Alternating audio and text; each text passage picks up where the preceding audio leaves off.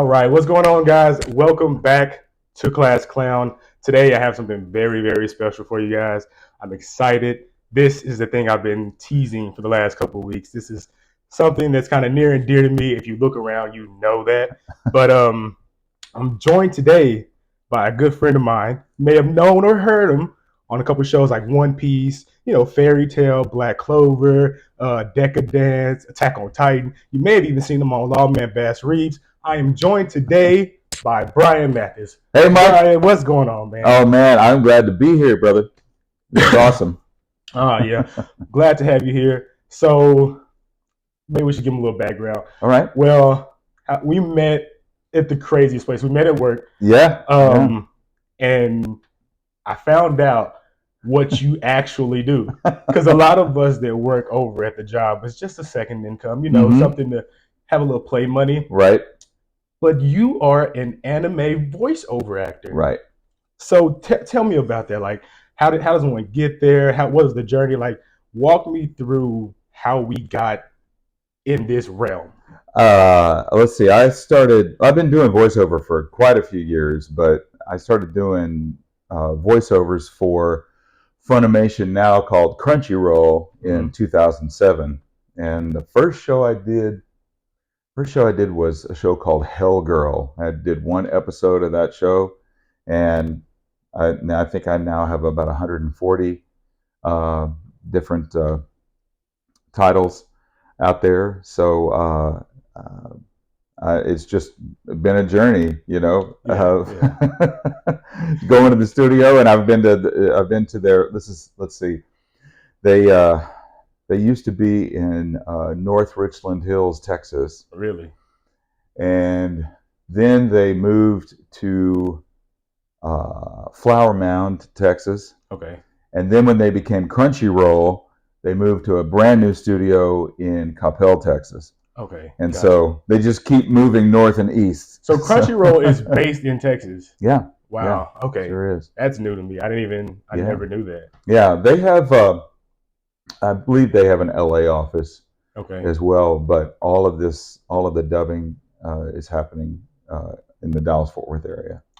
That's pretty awesome. Yeah. So if you had to now, like looking at my setup, I know it's very startup, very elementary. I know I would talk to you before we started about the things and stuff. In your opinion, what is the best like set or show that you like had the most fun on when you did? You know what I'm saying? Like, which one were you like, oh, I can't wait to get back to this one? You mean of anime shows? Oh, any projects you've done? Really? Well, as far as anime shows, it's always fun to go back to One Piece because Admiral Garp is my boy. So it's always great to go back and visit him.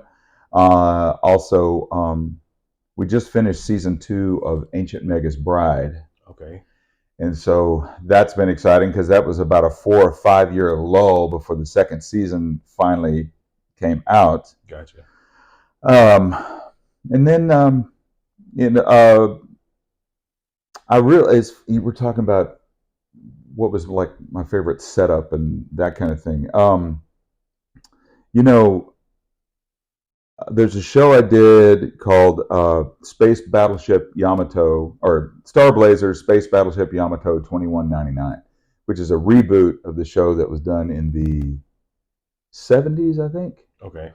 And so it's all new animation, everything. It's very, very rich, and the computer animation is just gorgeous and just smooth. And if you've got a really good TV to watch it on, Just one of those beautiful shows. Yeah, it's beautiful. It's beautiful to watch. Yeah. Oh, wow. Okay.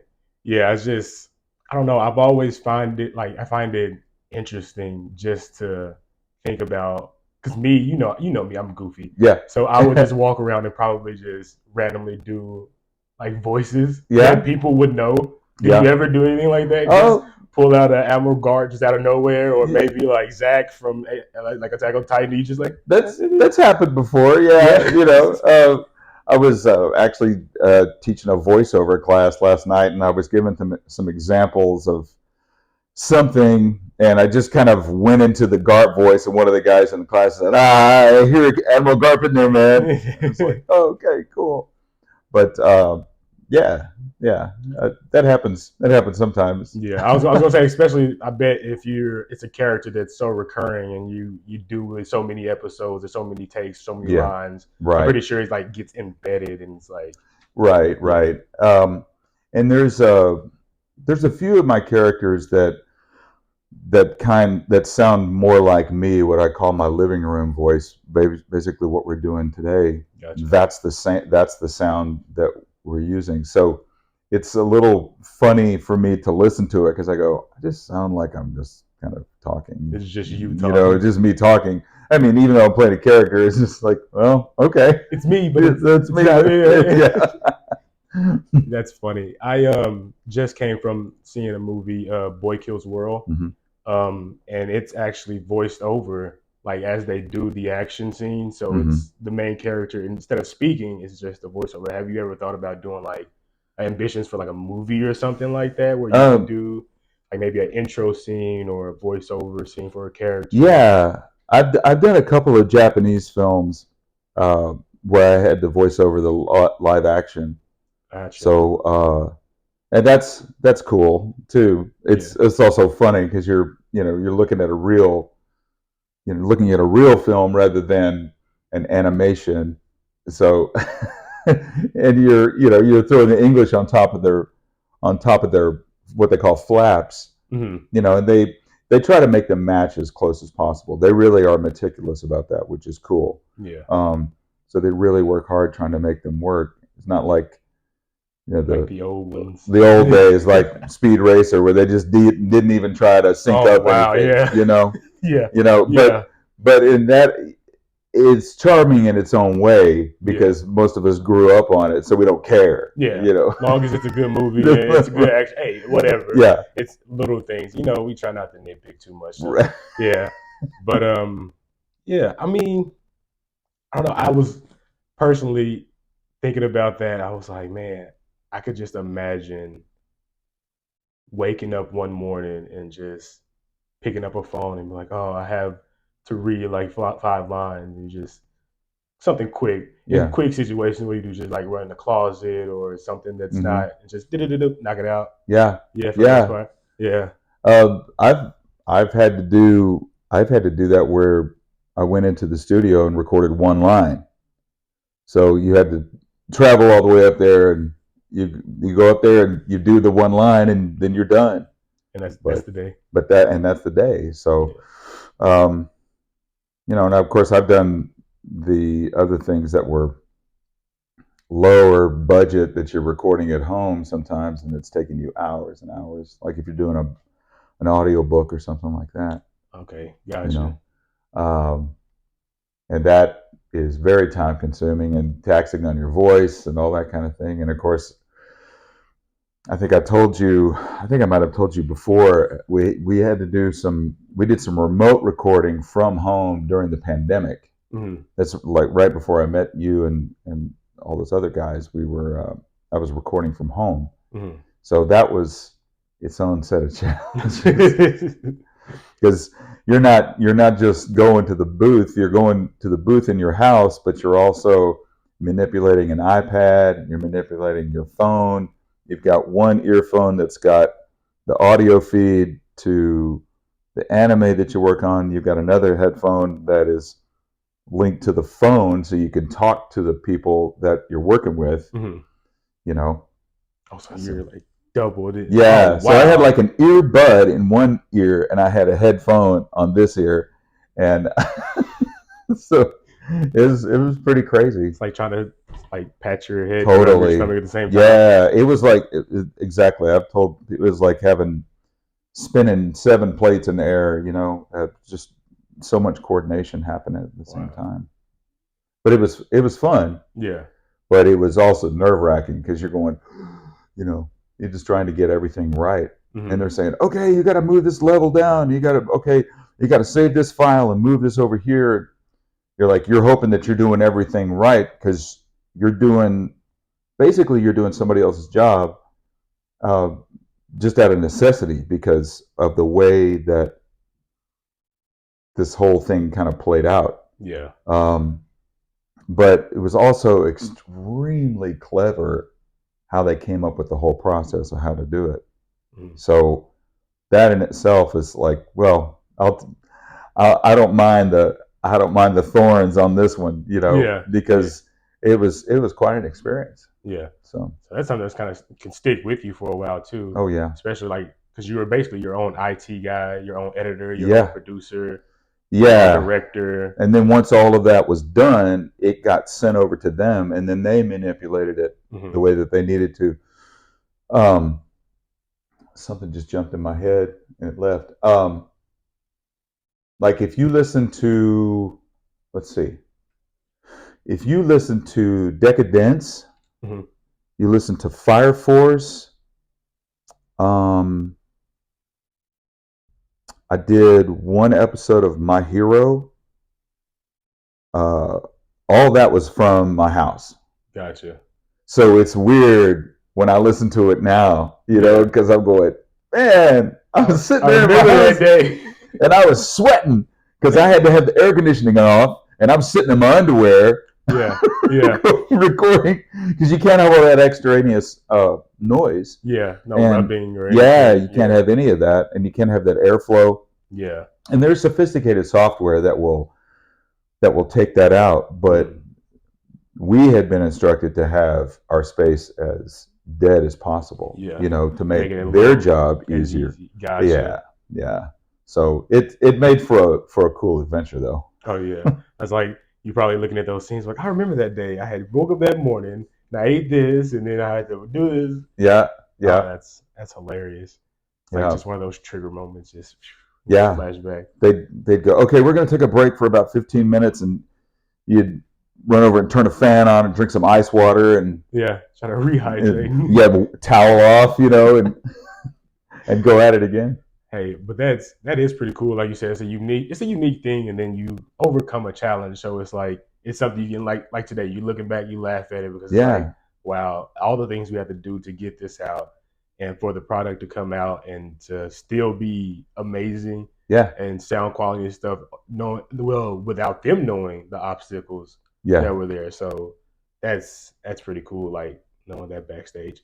I had a question about your live performances. All my theater stuff. Okay. Yeah. So is there because me and my friend Nick, we were talking the other day about musicals, Yeah. and I told him I was like, I just can't. I don't know why. I felt like I got like tricked with Hamilton, Uh and I huh. think that's because I'm black. And they were like, he'll like it, and so I'm like, I'm not saying what is it, but I'm saying like, is there something that you would like be like, okay, if you don't, maybe try this, and this will be something that can help you. Because I like to start to see the art in everything, Mm-hmm. especially now that I get older, see the beauty in more things and more Mm-hmm. understanding. And so I don't want to just kick this down the raft and okay, yeah, I give up on this. Mm-hmm. So theater wise, is there something that you would say that would jump out? And overall, what was your experience in theater? Oh well, I've been doing theater since, I mean, professionally since 1984. So, um, and by the way, Hamilton is a masterpiece. It is. It is. It is. It is a masterpiece on so many different levels. Um, but that I've done shows that were written by incredible composers that you know are thought provoking, entertaining, have a social message. Um, I think every show probably has some sort of social message. Um, but I think the most challenging musicals I've ever done are Stephen Sondheim musicals like Sweeney Todd and Oh Little yeah, Night Music and those kind of things. I mean, that his music is so incredibly complex, yeah, you know, and he was a brilliant lyricist too. I mean, he wrote the lyrics to West Side Story. He didn't write the music; he mm-hmm. wrote the lyrics. So um, it's always a challenge, Yeah, um, you get all this time to rehearse it and then perform it, and then you continue to perfect it as you go. But when you go in the studio and you record some of these anime things, you get no rehearsal. and you go in and you make choices, and hopefully you have a really good director that's guiding you through that, and you might do 2 or 3 takes of each line for them to pick from, and that's it. Yeah. And then it's out there forever. Wow. Yeah. So theater, you got more time to. Yeah, you can really immerse yourself into it and dig down deep and do all the research and stuff that you need to do. Gotcha. Yeah. Yeah, I forgot about Sweeney Todd. I will say that. That was I really like Sweeney Todd. Yeah, that's another masterpiece in itself. So wonderful. Yeah. Okay. Hamilton. I don't know. I felt like it was one of those. I felt like I don't know if it was one of those things where I felt like I was getting FOMO because for the longest I didn't watch it. People would come around me, they would sing it, and they would tell me about it. Oh, you gotta watch it. I was like, okay. And then one day I was with my friend Nick, and he just put it on. I was like, okay. And then it felt like I just got hypnotized. Yeah. And from then on, I watched it like day in and day out. Yeah. I remember the lines and everything. And really good. Really good. So, I mean, there's amazing characters in it, and the songs are great, and some of the raps are just, I'm astounded how they get some of that stuff to come out of their mouth, because some of that stuff is so fast. Yeah. And not that there's not songs and things like that, what we call in the musical theater patter songs, which are sometimes sort of sung and spoken, or if you want to get technical with the German, it's called Sprechzunge or Sprechstimme, and which means spoke sung. And it's a mouthful. I know. I'm like Sprechstimme. Sprechstimme or Sprechzunge. Sprechzunge is speak sing. But it's right in the line of what a classic musical goes through. But and you also have the beauty of having the author Lin-Manuel Miranda doing the words that he wrote. So I'm even more impressed with the actors that come after him that do those parts, because I'm going, that is an incredible volume of material to learn for an evening. Yeah. And they're top dogs in what they do, man. Oh yeah. I think they're supposed to be bringing it back to the Bass Hall. Yeah, it's coming in June. Yeah, it's coming to Fort Worth, I think, for the first time. Really? Okay. I think there was a Lion King I saw. They've played Dallas a few times, but I think the thing about what I understood about it going into the Bass was it had to fit, the set had to fit properly, so they had to make the set to accommodate smaller venues. Not that Bass is a small venue, it's the stage and how that elaborate set fits in there. Gotcha. That's what I've understood, and I can be completely wrong. Somebody's going to comment and go, "That's not true. It's actually can fit this much in there." This much. I'm a theater tech nerd, and I'm going to tell you why. And I'm like, okay, you win. Immediately, right? That's right. Yep, you're right. You're right. It's like, good. I stand corrected. Go ahead, man. Thank you for that. So, did you always want to do like theater and like entertainment, like start even in before college? Yeah, I was always, as a kid, I was just always intrigued by it. So, because I never got to do it. I mean, you sing in church and you sing in school and that kind of thing, and I just never really thought about it, and it had never really occurred to me that it's something that you could do, even though you would see children on TV doing stuff all the time. It was just almost like another world. It's like, oh, they're in Los Angeles or they're in New York or wherever, and that only happens there. It's like a shadow dream. Yeah. So, but I was really late doing this because I didn't start in high school till I was a senior. And it was like, oh, this is something I really dig, Yeah. And just kind of deep dove from there, So, yeah. That's amazing to be able to. And see, I tell people all the time to find something that they like. It may not happen immediately, Right. but once you find it, if you lean into it, if you embrace it instead of shun it, or you like, no, I like it, but that's how I feel like people's dreams and hopes and stuff kind of dry up because instead of them feeding it and watering and like, okay, this is what I'm going to do, they kind of just like, it's fun, but and so Exactly, yeah, exactly. I mean, I think that's true in any art form. I mean, there's people that uh, they can go into this as a profession, at any age. yeah, exactly, If it's something that they're passionate about and they start feeling they've really got a knack for it, and they start working, there's no it's not like playing a sport, which is very youth oriented as far as getting started. There's no way you could start playing for the Baltimore Ravens, your yeah, favorite team, at and age 30. exactly. There's no way. No, it's impossible. You couldn't play for the Bulls starting at age 30. Yeah, You know, um, but an actor, a singer, a musician, someone who paints, draws, does animation, you can start anytime. yeah, When you feel the inspiration to do it. yeah, You know, that's a beautiful thing. yeah, Um, especially when people are really sharing their gifts. mhm, yeah. So, There's something special coming from them. hmm So, what were you going to do before this bug?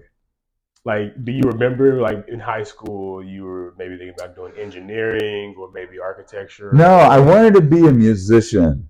I was a drummer, and I wanted to play drums professionally. And when you're really young, what that old saying, ignorance is bliss. Mhm.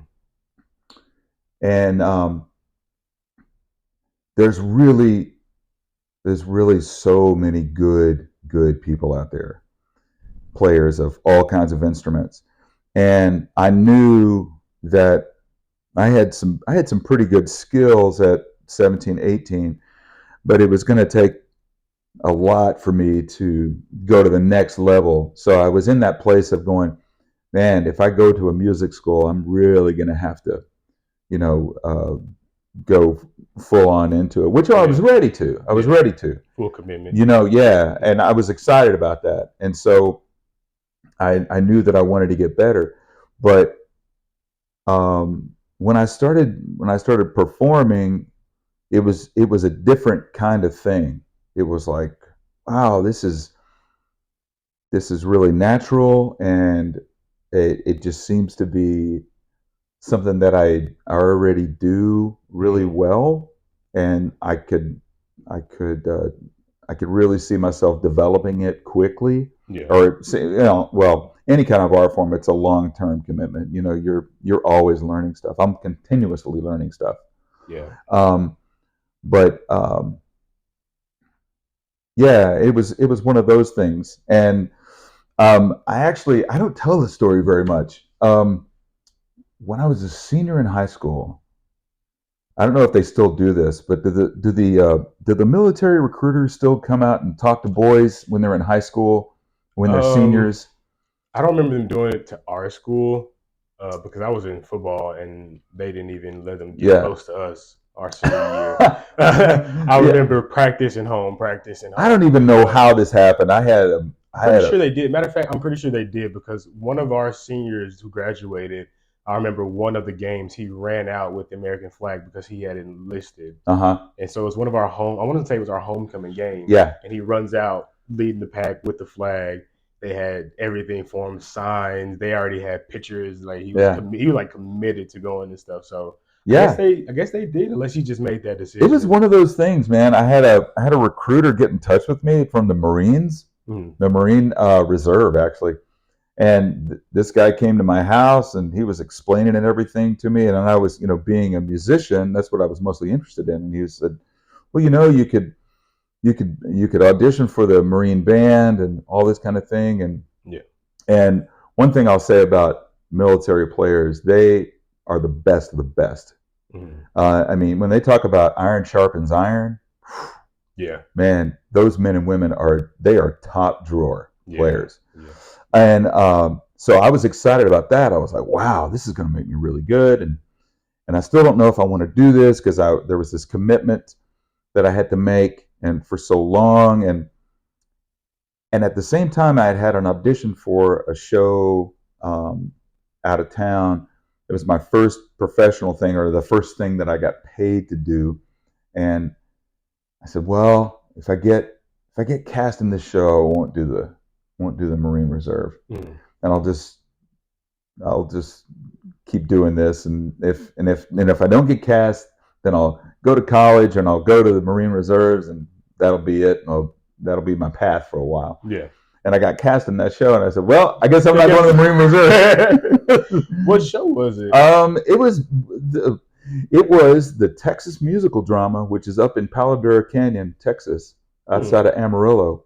And it's an outdoor musical drama, and they've been doing it since 1964, 65, maybe a little bit later. But, I absolutely loved it. I got to perform every night under the Texas sky, and we made almost no money, but all of us were all about the same age, and we didn't care. We were having such a great time, living our performing dreams, and 1984, and they still do it. They still do that show. Wow. But and that's where that started. And wow. Yeah, and kept going to school and that sort of thing, and ended up going to school in New York at American Musical and Dramatic Academy for a year, and studied there. And yeah, it's just been going on ever since. Man, that's pretty cool. New York City, how was that? What year was it in New York when you were there? When I was there, it was 1986, 87. Yeah. Mm-hmm. Okay, so yeah, was it rough? It was, again. I've always wanted to go, but I get so many mixed reviews. You got to. It's almost like every person in America needs to experience New York City, because people that grow up in New York City, I don't realize until they leave New York how just its own thing. I mean, we have other big cities like Chicago and Boston and San Francisco and LA, but they're their own thing too, right? Yeah. But New York, man, it's just it, And back to what I was saying earlier about ignorance is bliss. There was a lot of crazy stuff going on in New York when I was there, but I wasn't aware of it. Yeah. Just living your day. It was like, well, that's New York. This is, this is what happens, Yeah. But gosh, I used to, you'd walk around late at night and that kind of thing. And of course, when you're back in the 80s, it was probably not the best idea, but I also always stayed on major streets. You never go into back alleys. I mean, you don't do that in Fort Worth, Texas. That's true. Yeah. That's a good idea. But but it was a great time. It was a great time. That's cool. So as far as performances, have you ever had to go to a different state and stay there for an extended amount of time, or is there somewhere that you prefer to go? Like when you got the call, it's like, yes, let's go. I can't wait. I did it. Well, I did a couple of tours that I got to go around the country, so that's amazing to see all these different places. But as far as sitting down for a while and working, had a really good experience in 2017 in Tucson and Phoenix. Okay. Yeah. Syracuse, New York. Houston, I go to work in Houston a lot. Okay. And let's see, Montgomery, Alabama, at the world famous Alabama Shakespeare Festival. They do everything from Shakespeare, which is their bread and butter, to musicals and other plays as well. But they've got an oasis of theater right there in Montgomery. Wow. And it's a crown jewel for that state. Really? It's really, really beautiful. You would never think that. Yeah, Play it's out. incredible. It's an incredible story. That whole situation is an incredible story. So Okay. yeah. What would be one of those plays? Did you ever have any experience that was just that made you reconsider or made you be like, is this really what I want to do? Or, where you question. Yeah, I'm sure that there has been. Um, I just I can't put my finger on something exactly, but I think when that has happened, you're going, okay, this is temporary. Mhm, You know, mhm. this experience is only going to last a couple more weeks. Gotcha. You know, or this moment will pass. Mhm. You know, Yeah. because sometimes you just the things just don't line up, Mhm. and I don't know, people's personalities or the product, the quality of the organization you work for, or circumstances beyond your control, Yeah. you know, Yeah. um, that sort of thing, because you can't, I mean, you, to make another sports reference, you cannot always knock it out of the park. Yeah. You know, Yeah. you Exactly. you give it your best shot, and your situation is sometimes it's remarkable, and sometimes you're like, man, I can't wait for this one to be over. I'm sure there's men and women who play professional sports, and they're like, man, I can't wait for this game to be done. Yeah. You know, Especially if they're down or just yeah, not feeling it that yeah, day. Yeah. and that's Yeah. when Yeah. and That moment that this too will pass. It'll be okay. exactly. Yeah. And Gotcha. even though you still have to play your hardest, you still got to work your hardest because that's what you're there for. Yeah. You know, and you have obligations, and you have to do the thing. Yeah. Yeah. So, but it happens. Hey, Yeah. that's true. So I heard earlier you mentioned the tedious work of like voiceover and books. hmm How many books have you done? I haven't done very many books. I would love to do more books because I know there's a lot of good audiobooks out there. Uh, I was telling some people recently that with audiobooks, you're not hired to edit their book or make any changes or anything. It's kind of like Ron Burgundy. You read what's on the page, Yeah, you yeah, read what's yeah. on the Teleprompter. teleprompter, That's it. And I read a book. I had to read a book one time that was just not written well. Okay. A lot of run-on sentences, a lot of redundancy, Mhm. things like that, and that makes it even harder for you Yeah. because you're like, oh man, the punctuation's in weird places, or Mm. um, you're reading a line that seems to have no end, and you're like, okay, I got to find a place to breathe in here, Yeah. you know. God. No comma, Yes, nothing. it was like, I think you could have afforded a few commas in this sentence, Like, come on, help me out, help a or brother out. yeah, that's right. Can I buy a period, please? But yeah, but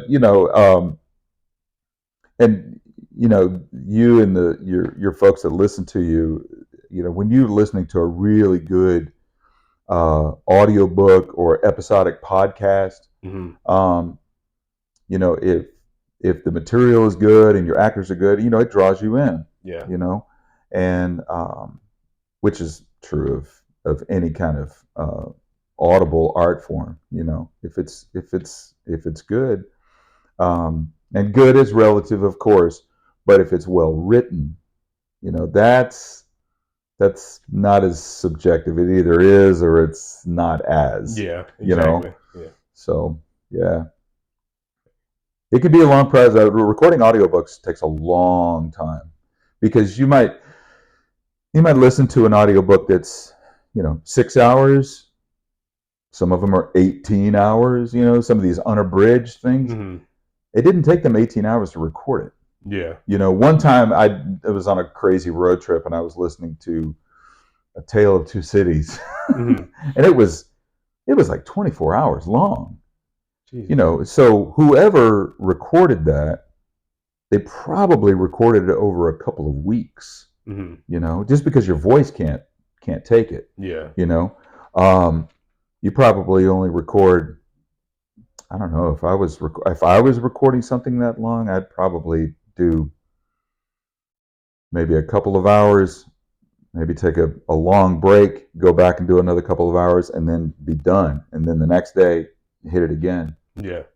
Yeah. And that's without mistakes. So true. And you were going to make mistakes. Yeah, there's gonna be some re-records. That's right. Yeah, I mean, you're gonna make mistakes, and things are gonna have to be re-recorded. You're gonna have to go back and fix stuff. So yeah, we'll fix it in post. Yes, all day long. Like I was telling Derek actually. I said, the things that I've chosen to do outside of work. When I looked at them, I said, that looks cool and that looks fun. And then I turned it over. Yeah.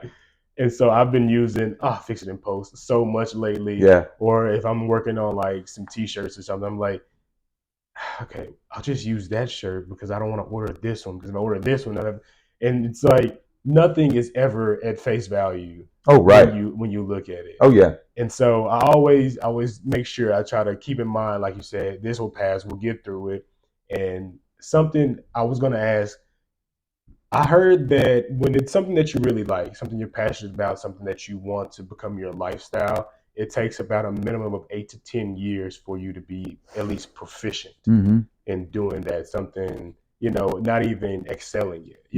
How true do you feel that would be? I guess I know that's subjective, but in your case, how do you feel that would relate to you? I would think that that's true. I mean, of course, you're going to come across people that, again, to use a sports reference, this is also coming from a guy who doesn't watch sports. But, right? That's also, this is 3? Whoa. Yeah. When you look at these phenoms that they're getting a baseball deal at 17. Yeah. Well, they've been playing since they were 4. Yeah. And they had a natural ability that they exploited all those years. Same thing with singers and actors and dancers and people like that. They probably have had most of their life up to this point. They started when they were 7 or 8 or 9 or 10. And they also had the luxury of putting in all of that practice time. Yeah. Right? And sure, there's going to be anomalies that, this is, someone comes right out of the gate and they've never auditioned for something and boom, they're in the biggest hit on Broadway. Yeah. Or they got cast in this major motion picture with, Robert Downey Jr. or something, and that happens. I mean, that's just luck. Yeah. That's just luck, being in the right place at the right time. But they had the skill to bring to that project. So, yeah. And also, we're talking about, how long does it take to get there? It's not to overuse the word journey, but it is a journey, and everybody's journey is different. And you're either staying on the course, or you get to a point where you're going, I just don't want to do this anymore. I love it. I just don't want to do it anymore because of circumstances or whatever. But at the same time, you get better doing it because you're applying it daily, hopefully. Yeah. In some respect. It's kind of like when you're learning something new, or when you're working out, or you're trying to do something, you're trying to transform your body or something like that. And we know now from all these videos that we have and things that it takes a real commitment, that you can't just halfway do it and hope that something happens. You really have to throw yourself into that headspace of, okay, I'm really going to do this. And you also have to put yourself around people who are better than you. True. Like that whole iron sharpens iron thing. Yeah. It makes you better. Yeah. And that is an amazing phenomenon too. When you start spending time with people who are quote better than you or stronger than you, and you start making headway and making goals and things like that. And you're like, oh wow, okay, so it paid off, So I'm trying start something. seeing The small results. Start seeing results. Yeah. It's like looking in the mirror and you see a little weight change, or stepping on the scale, see 2 pounds, and like, all right, I got this. Like a little reassurance. Yeah. Yeah. Yeah. Okay. Yeah. Yeah. And the same thing when you're writing songs or learning to play an instrument or whatever. You're doing it every day. Yeah. And you chip away at that stone, and it gets better. Yeah. It certainly gets better than it was when you started. Mm-hmm. It might not be where you want it to be. You might not be the next Edward Van Halen, but you are better than you were a year ago. Yeah. Or 5 years ago. Mm-hmm. So yeah. So when it comes to movies, TVs, and stuff like that, they always call like Marvel the bread and butter kind of movies. Would you ever want to be cast in something? Oh, absolutely, absolutely. Yeah. To be cast. I mean, these actors that have gotten cast in these franchises. I mean, that's not only is it financially, amazing. It's iconic. Yeah.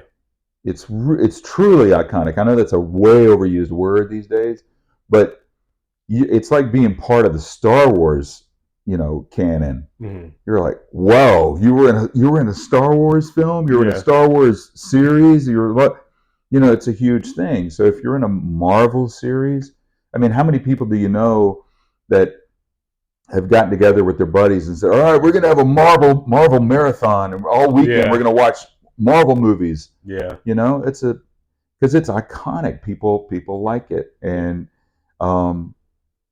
people like to see their recurring characters and things like that. Yeah. Get that attachment. And, So if you had to pick a world, Marvel, DC, Star Wars, or I don't know, one of these new ones coming up like Dune, Rebel Moon, like one of those realms, which one would you throw your line? I think if I had a magic wand, it would be a Star Wars thing, because I grew up on that. Yeah. Because I went to the theater in 1977 to see Star Wars. Yeah. And that's I try to tell that to younger people, that it was like, you don't understand how life and world changing that movie was. Yeah. For us at that time. And people will go, well, what was it about that movie? Because a lot of younger people are like, yeah, but it seems so. At the time, they go, oh, it seems so elementary compared to all these other. Yeah, but that's the thing. Star Wars, Episode 4, A New Hope, which I never called it that. It was just Star Wars. Because it's the first one. It was groundbreaking. We hadn't seen that kind of. I mean, first of all, amazing storytelling. Mm-hmm. Second of all, we hadn't seen that kind of special effects, combined with these, endearing characters and that sort of thing. And it's quite a legacy. I think everybody that was involved in those films thinks like, that's a part of real Hollywood royalty.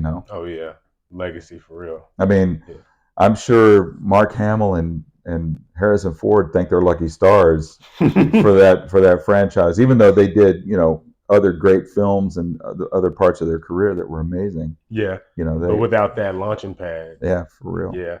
So that's all right. So no particular, order or whatever.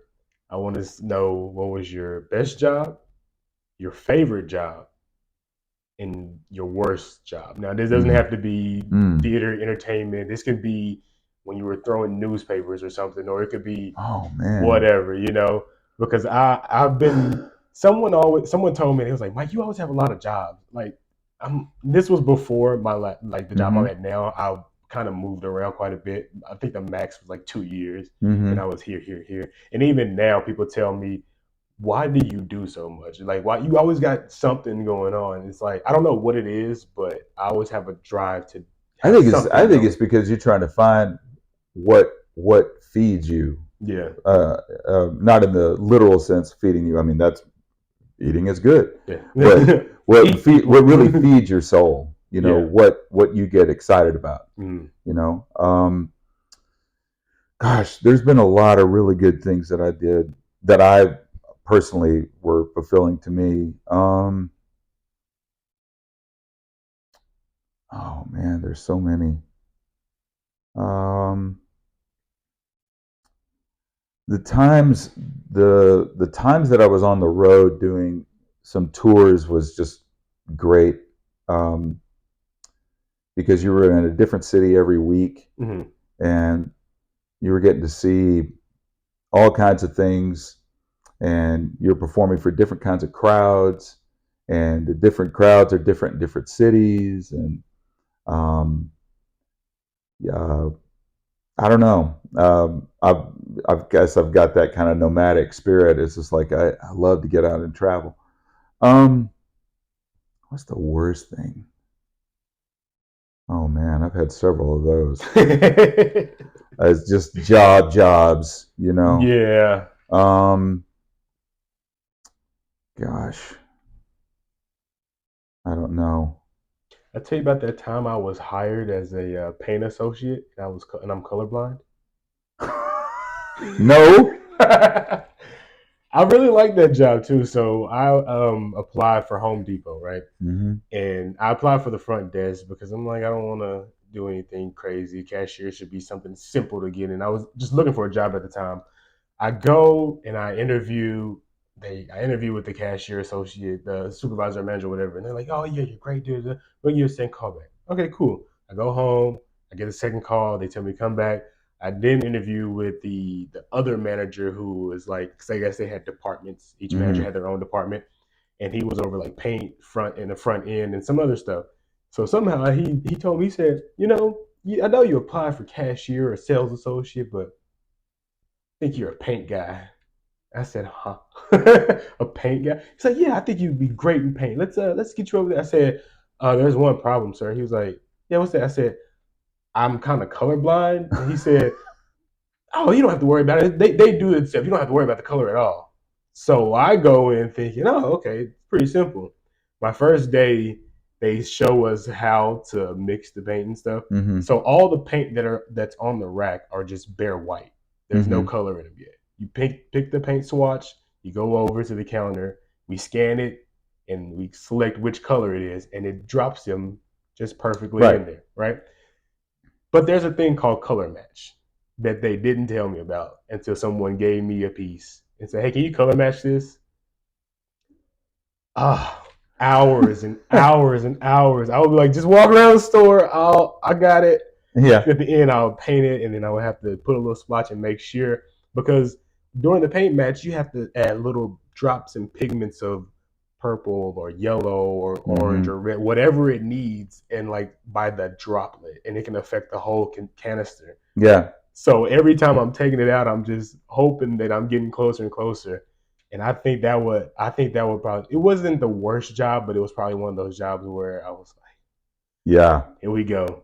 Here Yeah. we go. Yeah. I've had those. I think the probably the only one that I did that I was like, oh, I'm not cut out for this. I worked for a landscaping company for about a week. Mm. And man, I have so much respect for people that do that, because you had to be at work at 7 o'clock in the morning, and you went right to work working in the Texas heat, man, and you worked all day, until 5 o'clock, man, and it was hard work. Yeah. I have mad respect for people that work out in the elements. Oh yeah. You know, Oh yeah. It's its own ordeal. yeah. I mean, I've had other uh, menial jobs that I was just like, wow, this is definitely not my ilk. I'm just trying to make some money, Yeah. you know. Um, and what was the third one you said? So best job, Worst worst job. job, favorite job. Oh man. Anytime I get to perform is my favorite job. You know, Yeah. whether that's in the booth, recording or singing or doing a play or a musical. Anytime I'm doing that is my favorite job. Situation is always different. Yeah. Some situations are just out of this world good. Um, and then there's been some times where you're in a or a play or a musical, you're going, oh, Rough. this is rough, man. And you're doing your best to make it effective, but you're like, well, this too shall pass. We're gonna get through this. Yeah, Yeah. yeah. Man. So, are there any upcoming projects, anything that you're looking forward to doing, or anything we should know about, be on the lookout for? Let's see. I've got some some Comic Con appearances coming up in the next couple of months. Um, let's see. I got uh, maybe Dallas, maybe Houston. I definitely have one in Green Bay, one in Rosemont, Illinois, Chicago, one in